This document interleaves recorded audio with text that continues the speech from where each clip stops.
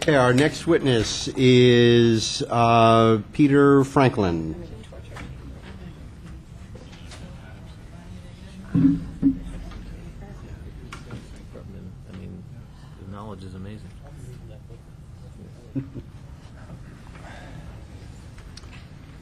Good afternoon, and do you swear or affirm that the testimony you're about to give is true? Yes, I do. Okay, and if you could just state your name for the record and begin. My name's Peter Franklin. I'm from New Jersey. Thank you for hearing all our testimony. And just for a quick second, anyone who supports this bill, could you please stand up just for a second? Supports it? Supports it. Thank you. Okay, please have your seats. It looks like, did the judges leave? Yes. Oh, gee. I'm insulted by that. And you gentlemen should be insulted as well, because they're not listening. But I had the great fortune to be adopted. Let me just say, we do impose obligations on them to do things like preside in their courts. So, anyway. We'll make the testimony, we'll make the testimony available to the judges that testified. Thank you for doing that. Back to my personal story. I was adopted in England, but raised in New Jersey. England has open records since 1975, and I had a wonderful reunion with my biological family. It turned out that my mother relinquished 6 children for adoption, and today 5 out of the 6 of us have found each other. I found out that I met my older sister, and a few years later she died from multiple sclerosis. Yeah, medical's not that big of a deal, right? So, and I met a lot of my other siblings, and we have great relationships. My birth mother I'm in contact with, but not as close as my siblings. But just one more comment on the medical thing, which I can't believe is being diminished here. My daughter had a seizure when she was a child, and before I had searched, and the doctors wanted to know a family history. And it was a really tough decision. Do I medicate my daughter for the next 3 years of her life until she reaches puberty? And based on not having a family history, my daughter took Tegretol for 3 years. She never had another seizure. But I worry to this day what taking an unnecessary medication for years is going to have on her health. So this spans generations. But just a bit about England. They're very progressive. They've banned anonymous sperm donation because they believe everyone has a right to know who they are.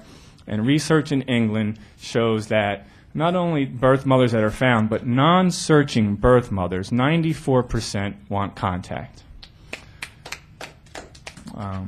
I've been serving in the military for nearly 23 years. And right before I deployed to Iraq, I ran into a soldier who was looking for his birth family, and he was from Florida. This soldier did 4 tours in Iraq, and the state of Florida wouldn't give him his birth certificate. I think that's an incredible injustice. Michael Schoer is here. He's been downrange, but he comes home, and his state, his government looks him in the eye and says, we can trust you with a loaded weapon to go protect our state, but not your birth certificate. It's unfair. And if you think it's unfair to Michael and me and other soldiers, if you think it's unfair to people that need their medical history, if you think it's unfair to late discovery adoptees, well, it's unfair for everyone. We have to stop this discrimination.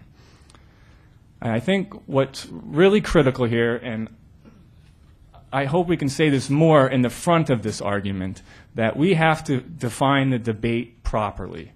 And we've allowed the opposition to this to define the debate.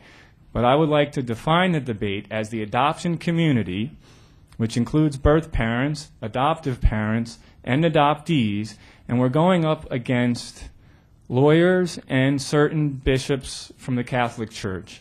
That's the true debate. But we've let them define it and to try to pit birth mother versus adoptee, and that's false, and is proven out through the evidence and the research by the people who testified before me.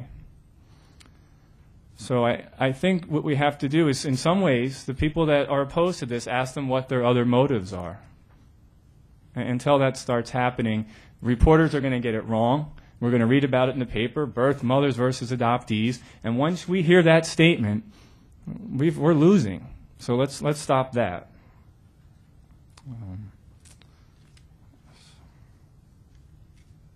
I just will make one more comment.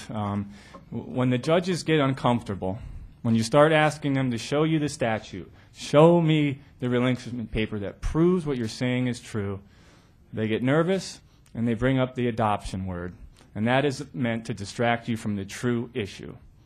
Now, we are not a fetus that just escaped abortion. We're human beings, we're citizens of this state, and we deserve our rights. So don't be distracted by that. It is completely untrue that a birth mother would select abortion because adoption is not secret enough. In the very limited research that exists, it's actually the opposite. They found that women chose abortion because they did not want to live with the bewilderment of secret adoption. Thank you. Thank you very much. Questions? No questions. Thank you. I appreciate your being here today.